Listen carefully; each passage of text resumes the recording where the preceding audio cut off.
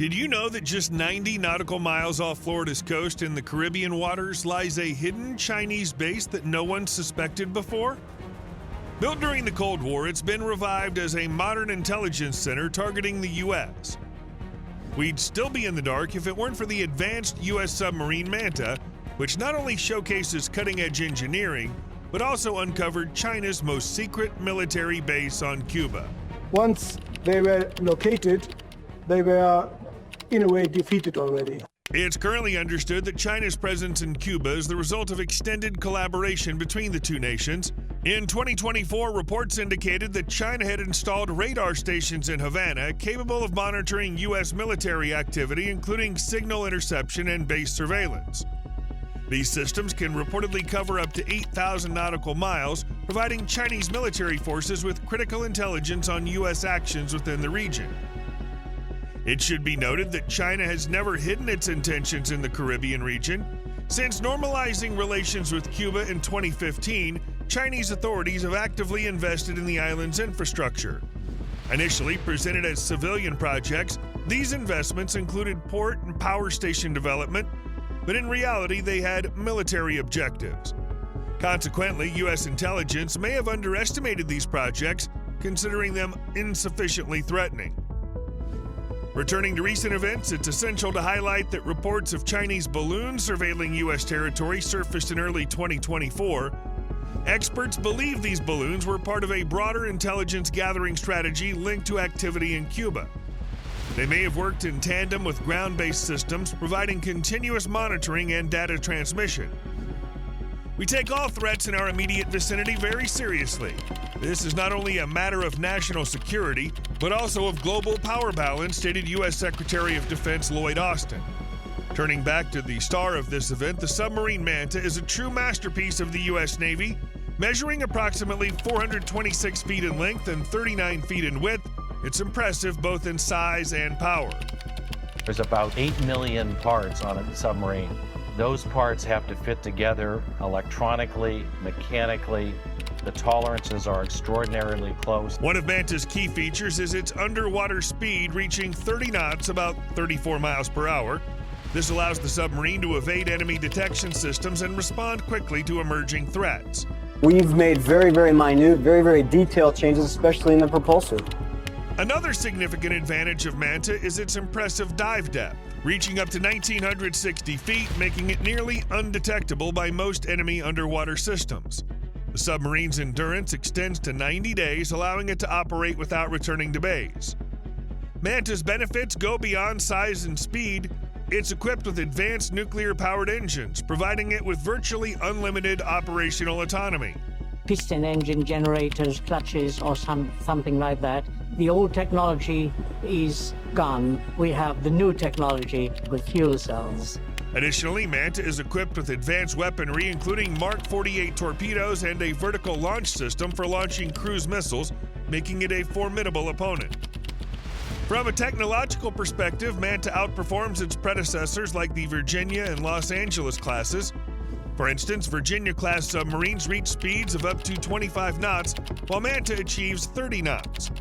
In terms of dive depth, Virginia can reach around 780 feet, placing Manta on a new level of operational capability. The question for Virginia is how slow can you go? How well can you take that 8,000-ton submarine and control it in coastal waters a couple feet off the bottom? Can you move that ship inch by inch? These facts highlight why Manta has become one of the most advanced and effective submarines in the U.S. fleet, surpassing its predecessors in many areas, from intelligence gathering technologies to underwater combat capabilities. This is a brand new class of submarine, and it's very capable, it's very quiet. So that's the most important thing, I think, in submarine warfare.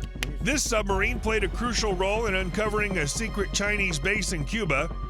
During a mission, Manta gathered data on new signal stations, reportedly set up for intelligence on U.S. military bases. Using advanced stealth tactics, Manta approached the Cuban coast undetected. The discovery of new radar stations in Cuba is a serious alert for our country. It poses a threat to our national security, and we're prepared to take all necessary actions, emphasized U.S. Director of National Intelligence Avril Rosenblum. The intrigue grew as Manta began transmitting images of new radar stations, which experts said could threaten U.S. security. Cuba, with a history of cooperation with China, had recently received substantial investments from Beijing, initially appearing as civilian projects. However, these funds concealed military spy stations, making them particularly dangerous. It was later revealed that these stations could intercept signals up to 8,000 nautical miles away, enabling Chinese forces to monitor activity across the Western Hemisphere, signaling China's intent to assert military ambitions close to U.S. shores. But why is this base so important to China? For effective satellite operations in the Western Hemisphere, China needs ground stations for control and monitoring. Cuba is an ideal location for such stations, similar to how the U.S. uses bases in Australia. According to military experts, these Chinese bases are not only intelligence hubs, but also part of a broader strategy to expand influence in the Caribbean.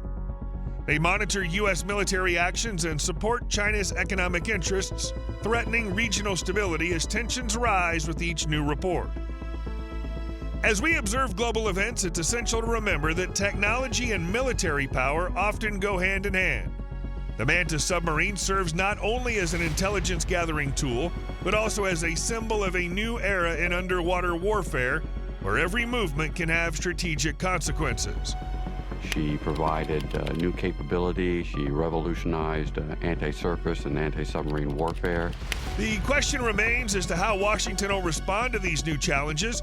Will the intelligence on China's base lead to a shift in U.S. policy in the region? Or will Washington pursue a peaceful resolution? Given the tense history between China and the U.S., this could prompt the U.S. to increase its military presence in the Caribbean. There's also the risk of escalating conflict as both nations defend their interests.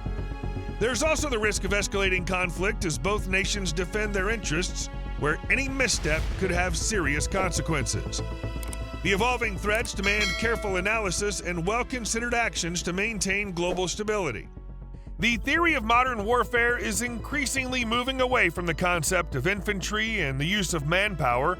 High-tech missiles are coming to the fore, and to counter them, even more technologically advanced air defense is needed. This missile for China was the secret YJ-21. This is an anti-ship hypersonic missile with impressive characteristics.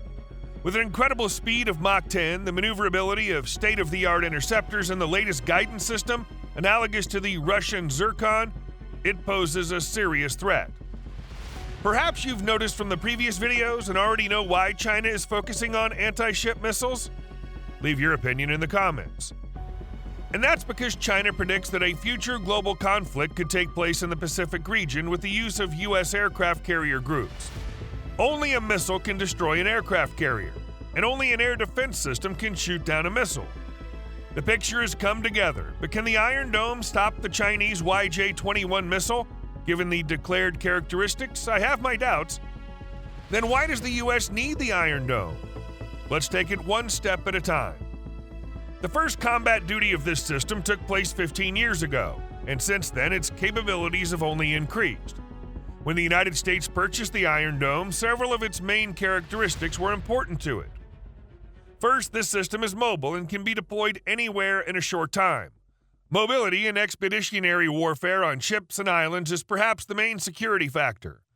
Secondly, the Iron Dome uses an automated battle management system that allows for a quick and accurate response to threats without significant human intervention. The reaction time from missile detection to interception is several seconds, which is critical to protect against unexpected attacks. We saw this during the recent attacks on Israel. Automation and speed of decision-making are very important for the U.S. military, especially when a hypersonic missile is flying in your direction. In addition, other characteristics are worth mentioning. The system is capable of simultaneously tracking and destroying several enemy missiles flying from different directions. It allows to defend the territory effectively during massive missile attacks. The Iron Dome also uses technology that allows predicting missile trajectories and choosing the optimal moment to intercept them, which minimizes risks to civilian facilities. All these features are not just numbers on paper, but have been tested in combat. The Its goal is to, as much as possible, intercept rockets. The first use in combat conditions took place in 2011 during the repulsion of a missile attack from Gaza. During this time, the number of enemies increased. Missiles changed, but the developers of the Iron Dome did not stop progressing. Some of the most massive attacks in 2021 and 2023 were supposed to destroy Israel. However, air defense shot down 430 and 580 missiles correspondingly. Hardly any other system can boast of such results. I would say around 90% of the interceptions we wanted to make, we make, but still there's too many rockets raining down here. However, what we know about the secret YJ-21 is enough to impress even experienced Iron Dome operators. A photo of a Xi'an H-6N jet bomber with an air-to-air anti-ship missile was posted on Chinese social media. Usually, such images are not published for nothing. Under the guise of information leakage, China is sending a message. We have a new super missile. Try and guess what it is. According to the information available to us, the missile does have outstanding technical characteristics and poses a significant threat to the naval forces of potential opponents. The YJ-21 uses advanced hypersonic glider technology, which allows it to maneuver at high speeds, making it difficult for modern missile defense systems to intercept. The YJ-21 is specially designed to destroy large ships, such as aircraft carriers, and is being actively integrated into the arsenal of the Chinese Navy, which creates additional threats to Taiwan, the Philippines, and even Japan.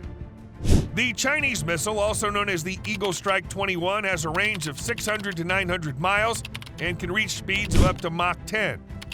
This is 7,600 miles per hour. The YJ-21 is designed to be launched from Type 055 destroyers, making these ships one of the most powerful in the world. The missile can also be used on coastal missile systems, aircraft, and submarines. It has satellite guidance and is an analog of the Russian Zircon missile, which has proven to be difficult to intercept. In addition, there are rumors of possible strikes against land targets, as Zircon does against civilian targets in Ukraine. The development of the YJ-21 can significantly change the balance of power in the Pacific region, forcing potential adversaries to reconsider their military strategies and air defense measures, which is what the United States is doing. In general, China decided to take a slightly different approach than the United States. Instead of creating super advanced fighters, unmanned systems, or laser weapons, China develops missiles for all occasions. This is due to the fact that the military-industrial sector is much more technologically backward, and there are problems with private initiative producers. Can their missile overcome the Iron Dome? In military conflicts, theoretical predictions often do not coincide with practice at all. If we look carefully at the technical characteristics of the Chinese missile and the Iron Dome, it becomes obvious that the Chinese latest missile is capable of defeating the Israeli-American air defense system. The Iron Dome was developed to combat slower and less maneuverable threats such as short-range missiles and artillery shells. The YJ-21 moves at supersonic speeds and is capable of changing its trajectory, which makes it much more difficult to intercept. The effectiveness of the Iron Dome depends on several factors, including radar location, system response, and interceptor missile capabilities. To combat hypersonic missiles, more powerful radars and faster interceptors with the ability to respond to a missile maneuvering at supersonic speeds are needed. In addition, we don't have any data on a combat encounter or test of the Iron Dome against hypersonic weapons. This may suggest the obvious superiority of the Chinese missile. However, all that glitters is not gold. Developers from Asia often like to exaggerate the capabilities of their weapons in order to please the party elite. This can be seen in airplanes, aircraft carriers, and of course missiles. Another important factor in this confrontation is the successful use of the Iron Dome, which has been proven over the years. Since the US is buying the technology itself and actively modernizing it, I think we'll see the latest American lasers in this system soon, which are capable of stopping even a hypersonic missile at the speed of light. Therefore, it's too early to make any conclusions based on theories. The United States, as a pragmatic country, invests in armaments for a reason, and I would definitely not underestimate the new modernized Iron Dome of the US Navy. Thus, the eternal confrontation between missiles and air defense systems will continue and gain new momentum in the coming years. The most important conclusion we can draw today is that both superpowers are preparing at the highest level for a direct armed conflict in the Pacific region. We've already talked about the air capabilities and the naval component of this confrontation in previous videos, and everything that's happening now with the Iron Dome is another leak of information about the upcoming conflict. Geopolitical games are certainly an interesting topic, but let's get back to the equipment. The technical potential of both countries is almost infinite, but they have radically different visions. Currently, the United States is using the maximum modernization potential of its existing weapons, while China continues to produce more and more secret weapons. The fate of the entire world in the coming decades will depend on which strategy proves to be the best.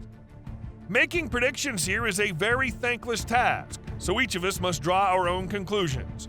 We can only hope that our technological progress in military affairs will leap forward so much over the years that it'll simply be irrational for either country to start military action. However, this is a theory, and we'll soon find out what will happen in practice. That's all for today. If you enjoyed this video, please don't be lazy and like it. And if you want to see my videos more often, check your subscription here. Also, I love to chat with viewers in the comments, and I don't see yours there yet. So go ahead. Until next time, be curious and stay tuned.